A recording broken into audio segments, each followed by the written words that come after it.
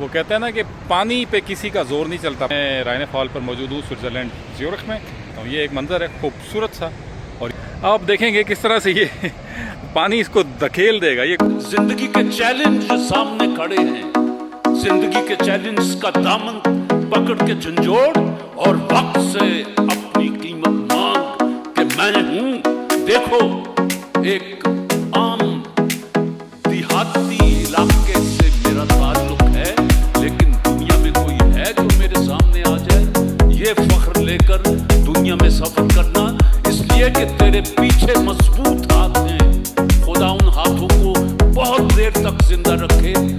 इन मजबूत हाथों का सहारा लेते लेते दुनिया को फतह करते जाना। हर सिकंदर के पीछे कोई ना कोई अरस्तू होता है।